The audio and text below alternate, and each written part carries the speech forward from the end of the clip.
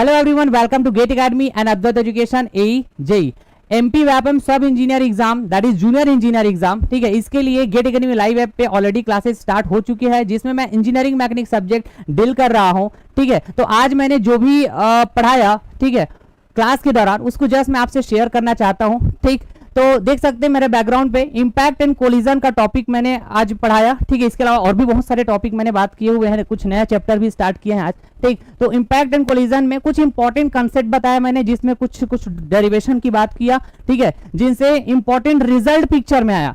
ये सभी क्या इंपॉर्टेंट रिजल्ट है। ठीक है, इनसे डायरेक्ट क्वेश्चन आते हैं जेई एंड एई लेवल की जो एग्जाम होते हैं उसमें। ठीक है, तो आपका जो एमपी व्यापम का जो वैकेंसी आया हुआ है सब इंजीनियर का, वो जूनियर इंजीनियर एग्जाम है डियर वो। ठीक है, तो ये सब क्वेश्चन बिल्कुल पूछे जाते हैं जेई एंड एई एग्जाम में। ठीक है, इंडिया में बहुत सारे ऐसे एई एंड जेई एग्जाम होते हैं। ठीक है, तो अभी जो बैचेस चल रही है वो एमपी व्यापम सब इंजीनियर का बैचेस चल रही है गेट एकेडमी लाइव ऐप पे। ठीक है, जिसमें मैं ये इंजीनियरिंग मैकेनिक सब्जेक्ट डील कर रहा हूँ। तो कुछ इंपॉर्टेंट बातें, ठीक, यहाँ पे लिखा हुआ है याद रखने वाली जो बातें हैं करके। ठीक है, ये सब मैं डेरिवेशन के थ्रू बताया हुआ हूँ। ठीक, जैसे कि बॉल, यहाँ पे क्या है आपके पास, देखिए ये है आपके पास बॉल, देख सकते हैं ये बॉल है।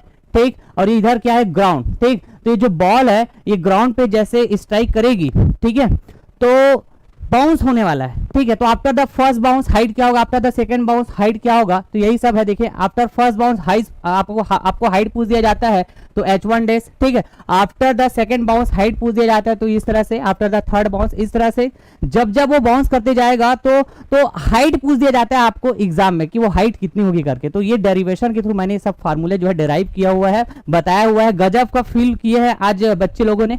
ठीक है, इस कॉन्सेप्ट को लेके। ठीक, तो देखिए मैं क्वेश्चन भी दिखाता हूं क्या क्या क्वेश्चंस मैंने कराए, और डायरेक्ट इन्हीं फॉर्मूले इन्हीं कॉन्सेप्ट को लेके देख सकते हैं यहाँ पे। ठीक है, a ball is dropped on a smooth horizontal surface from height h, what will be the height of rebounce after second impact, मतलब सेकंड बाउंस के बाद हाइट क्या होगा, तो h1 डबल डेज अपन फाइंड आउट करके बताते हैं। डायरेक्ट ये फॉर्मूले को ही पूछ दिया था एग्जाम में। ठीक है, उत्तर प्रदेश राज्य विद्युत उत्पादन निगम असिस्टेंट इंजीनियर एग्जाम 2016। ठीक है, Telangana state PSC assistant engineer exam 2015 में फ्रेम किया गया क्वेश्चन है। इसमें पूछा गया आफ्टर द फर्स्ट बाउंस बताइए हाइट कितना होगा। देखो डायरेक्ट क्वेश्चन ऐसे ही आते हैं आपके ए एंड जेई लेवल में। ठीक है, जो क्वेश्चन होते हैं A and JE level exam में, ठीक है, ऐसे ही क्वेश्चन होते हैं, छोटे छोटे क्वेश्चन। ठीक, ओके, उसके बाद फिर मैं नेक्स्ट चैप्टर स्टार्ट किया था सर्कुलर एंड कर्विलिनियर मोशन। ठीक है, तो एक बेसिक फील पहले दिया मैंने सर्कुलर एंड कर्विलिनियर मोशन का, कि circular and curvilinear motion both are nothing but the what translation kind of motion. Circular path में किसी बॉडी का ट्रांसलेशन होगा तो वो सर्कुलर मोशन कही जाएगी। सर्कुलर अच्छा, कर्ड पाथ में किसी बॉडी का ट्रांसलेशन होगा तो उसको हम क्या बोलने वाले हैं, कर्विलिनियर मोशन। तो इस तरह से मैंने एक यहाँ पे फील दिया था सर्कुलर मोशन का, जिसमें सर्कुलर पाथ और ये बॉडी क्या हो रहा है, सर्कुलेट हो रहा है।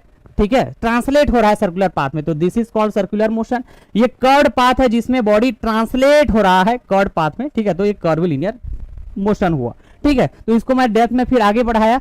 ठीक, तो इसमें मैंने बात किया कि kinematic of particle in case of circular motion. ठीक है, तो कुछ मैंने बातें यहाँ पे किया डेरिवेशन के थ्रू, जैसे कि लीनियर वेलोसिटी क्या होगी, ठीक है, टेंजेंशियल एक्सीलरेशन क्या होगा।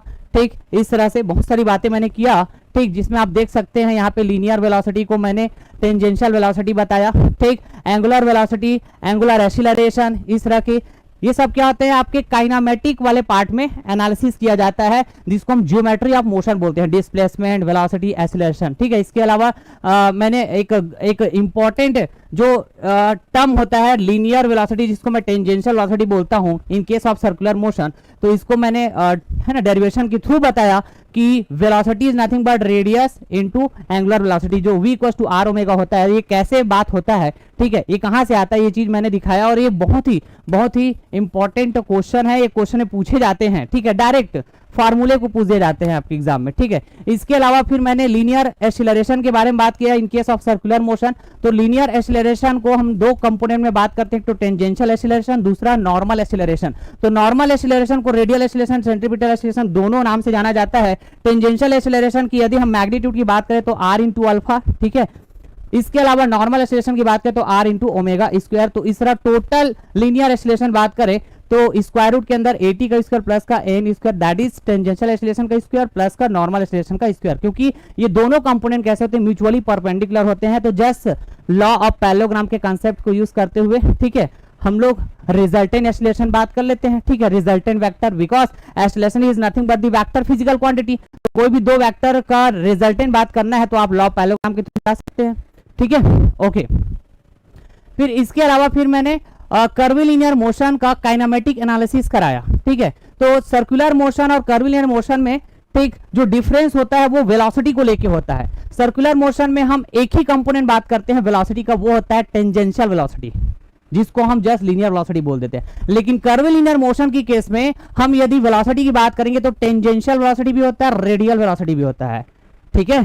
तो ये बात मैंने जस्ट आज के सेशन में बताया हुआ है ना, ये बात जस्ट बात ये किया हुआ है आज के सेशन में मैंने, ठीक है। तो इसके बाद कुछ इक्वेशन ऑफ मोशन बात किया कि सर्कुलर मोशन में क्या क्या इक्वेशन ऑफ मोशन बात होगी। तो जब है ना कांस्टेंट एंगुलर वेलोसिटी का मोशन हो, ठीक है, कांस्टेंट एक्सीलरेशन का मोशन हो, कांस्टेंट एंगुलर एक्सीलरेशन का मोशन, ठीक है, और नॉन यूनिफॉर्म एंगुलर एक्सीलरेशन का मोशन हो, तो फिर हम कैसे इक्वेशन ऑफ मोशन की बात करें। तो ये सभी क्या है, इक्वेशन ऑफ मोशन है, ठीक है, जो अलग अलग कंडीशन में सर्कुलर मोशन की केस में डिफाइन करी जाती है, ठीक है।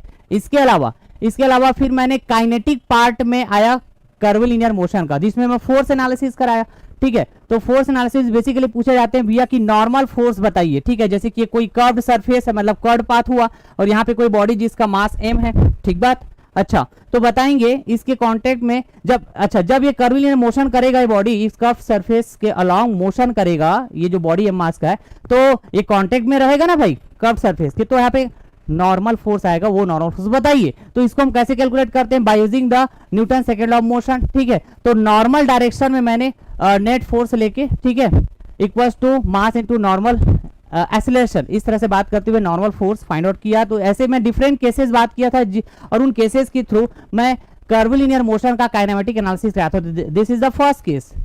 सेकंड केस में यदि मैं दिखाऊं आपको तो कुछ इस तरह से केस लिया हुआ था, जिसमें अगेन आपको नॉर्मल फोर्स का फाइंड आउट करके मैं जस्ट एग्जांपल के थ्रू इसमें बताया, ठीक है। फिर थर्ड केस बात किया मैंने, ये देखो, ठीक है।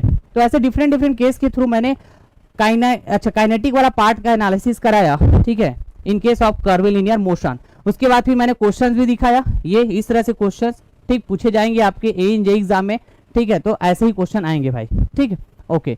सो आज की क्लास में मैंने यही सब बातें किया हुआ है, ठीक है। तो जस्ट यही मेरे को शेयर करना था।